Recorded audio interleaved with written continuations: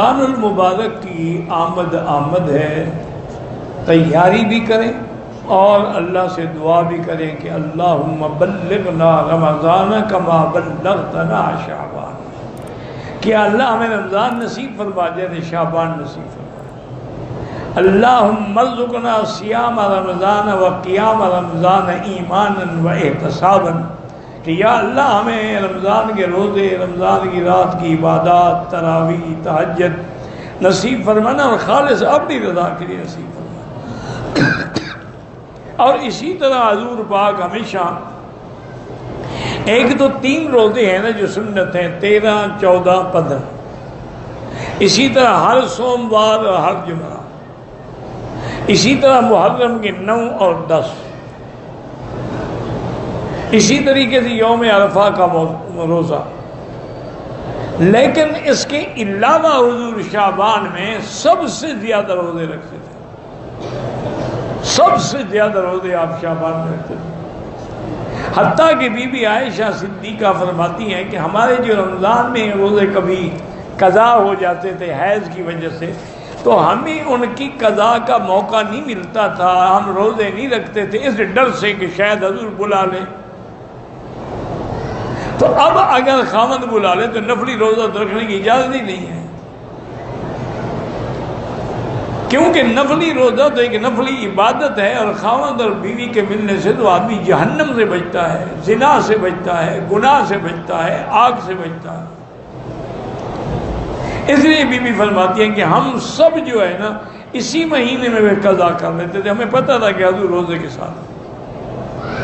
تو سب سے زیادہ روزے حضور شعبان میں رکھتے تھے۔ اور علماء نے تو یہ بھی لکھا ہے کہ 15 شعبان کی رات جو ہے وہ بھی بڑی مبارک رات ہے، اس کے اندر بھی کوئی خاص حکم نہیں ہے ہمیں قرآن و حدیث میں، لیکن جتنا ہو سکے طواف کریں، نمازیں پڑھیں، ذکر اللہ کریں، تسبیحات پڑھیں، تحمید، تسبیح، تقدیس، تحلیل، یعنی سبحان اللہ والحمدللہ لا الہ الا اللہ، سبحان اللہ وبحمدہ سبحان اللہ العظیم، سبحان اللہ وبحمدہ عدد خلقہ وزنۃ عرشہ ورضا نفسہ ومداد کلماتہ، اور تلاوت قرآن، یعنی جتنا ممکن ہو سکے تاکہ رمضان کے آنے سے پہلے ہماری اصلاح ہو جائے۔ استغفار کریں، اگر حقوق العباد کسی کے دینے ہیں تو ادا کرنے کی کوشش کریں، کیونکہ جب تک حقوق العباد ذمے ہونا چاہیے اس وقت تک عبادات قبول نہیں ہوتی، دعائیں منظور نہیں ہوتی۔ تو اللہ آپ کو بھی اور مجھے بھی شعبان کی بھی، رمضان کی بھی، اور اس کے بعد اشہر حج شروع ہو جائیں گے۔ اللہ کا ایک نظام ہے کہ ابھی شعبان ہے پھر رمضان آئے گا، رمضان سے جب آدمی پاک صاف ہو گئے گناہوں سے، لیلۃ القدر بھی مل گئی، تو اب حج کے مہینے شروع۔ ایک حدیث مبارک میں آتا ہے کہ صحابی نے پوچھا کہ یا رسول اللہ آپ شعبان میں بہت زیادہ روزے رکھتے ہیں؟ ہم فرمایا کہ ہاں، وہ عبادت جو غفلت کے اوقات میں کی جائے اللہ کو بہت زیادہ پسند۔ کیا معنی ہے کہ لوگ غافل ہیں، ان کو شعبان کی عزت و عظمت کا کوئی پتہ ہی نہیں ہے، تو جب لوگ اس سے غافل ہوں اس وقت جو عبادت کی جائے اللہ کو بہت پسند۔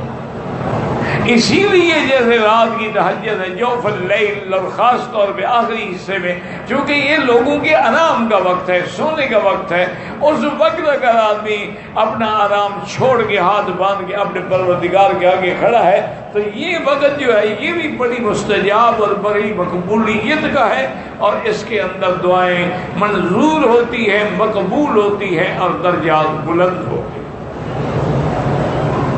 اچھا، اسی طرح میں ایک حدیث مبارک کا صحیح وظیفہ آپ کو بتلا دوں، چونکہ رمضان مبارک کا مہینہ ہے، اتنا آسان وظیفہ ہے اور آپ حیران ہوں گے کہ اس پہ ثواب کتنا ہے۔ حضور پاک نے فرمایا کہ جو بندہ بازار میں جا کر یہ کلمہ کہے لا الہ الا اللہ وحدہ لا شریک لہ لہ الملک ولہ الحمد یحیی ویمیت وہو حی لا یموت بیدہ الخیر وَهُوَ عَلَى كُلِّ شَيْءٍ قدیر. 1,00,000 نیکیاں لکھی جاتی ہیں اور 1,00,000 گناہ معاف کر دی. اب دیکھیں کتنا آسان وظیفہ ہے.